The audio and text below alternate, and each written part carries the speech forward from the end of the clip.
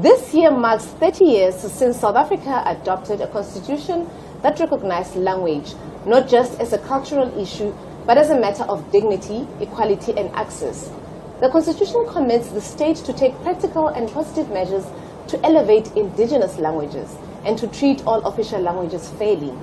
At the center of this constitutional promise is the PanSALB South African Language Board, an independent institution tasked with promoting multilingualism and protecting linguistic human rights.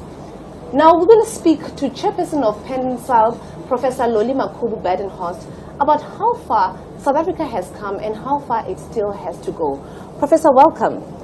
Thank you so much, and good day to you, and thank you for having us. And also in studio, I have Ria, who's going to be the Imbongi during tonight's State of the Nation address. Welcome, Ria. Thank you so much for having me.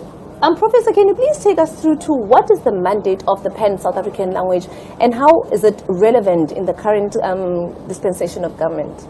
Well, as per the PanSALB Act 59 of 1995, as amended in 1999, we need to create the environment for multilingualism. We promote multilingualism. We need to develop the previously marginalized languages. So that is who we are. And by act and by law, we need to protect, develop, and promote the indigenous languages of the country. And now, just a little bit, take us back for a moment to what did South Africa's language landscape look like before 1994, and what role has PanSALB played in preserving indigenous languages since its establishment?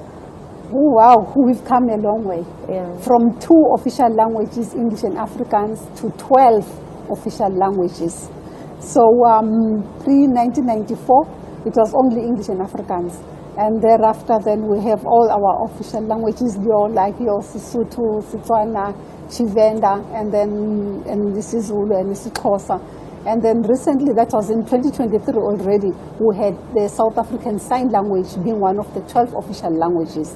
And then we are now, with this current board, this PanSALB, we want to advocate to having one of the core Kwe and San languages to be made official. For instance, like the Xuhnthali, that is one of the Kwe and San languages. It's not yet official, so we still have a long road to go in terms of making it official, but we have taken so many strides as a country, and I'm proud of that. Okay, Andrea, just on your side, being a part of a small group or a marginalized language, and now being able to get this exposure of being what we call an Imbongi, a praise singer for the State of the Nation address, how does that feel? I don't know how it feels. I feel wonderful, blessing, and this is also my boss. Yeah. I'm working for them as an intern, promoting my language. So on the national platform, I think this is a very beautiful, great opportunity to show out the world about our language.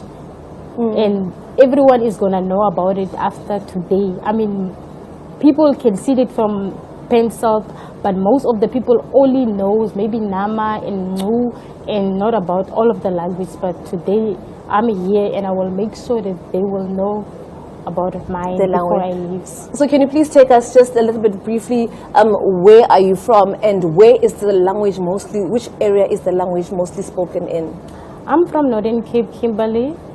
So we are based in Kimberley. There's a small place outside Kimberley, which is Platfontein. It's just 15 kilometers outside Kimberley, which is Platfontein, where you find 2 different communities of the San people. The other one is called Kwe, and then the other one is called Kong. So I'm from the Kong side, where I speak Xuhnthali, and the Kwe people speak Kwedam. And we are 2 different communities staying in that area, and I can say the whole community can speak the language. Oh, okay. Yeah. Okay, back to you now, Chairperson. How do we, as a country, move how can we move from just supporting these languages only during special occasions, but ensuring that they are there in our everyday life? It's my first time hearing of this language. I've never heard of it.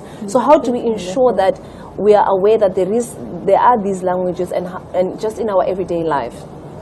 Well, first let's commend, that the country, we need to start somewhere, and especially starting at such high profile.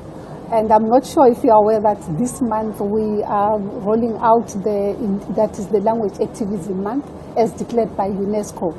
So on the 21st of February, each year, on an annual basis, the whole world celebrates the International Mother Language Day. Yeah. So it's a great opportunity for us. So as the PanSALB African Language Board, we are rolling out, we have different programs that we have. We'll be visiting various provinces and then making sure that we remind people.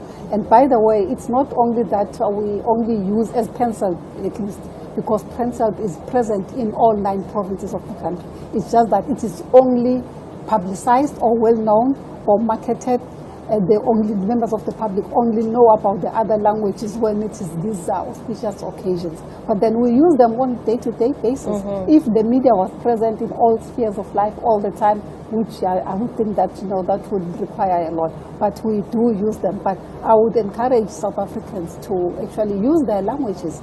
And actually, even with this interview, I mean, English is my 12th language, not 12th, 10th language. But I need to translate and interpret before I actually even respond. Now you can imagine, at least some of the languages are official, but other languages don't even have the official status. But as a country, we embrace multilingualism, and I'm so grateful that like Xuhnthali now is giving this platform so that people can know about this language. Okay, now, currently people are worried about more important things, I'll put it like that. They're worried about water, they're worried about electricity, they're worried about jobs, and they feel health as well. So they feel like languages, what about languages, preserving of languages? So how would you explain in simple terms to South African citizens the connection between preserving our languages and economic activities? How are they connected?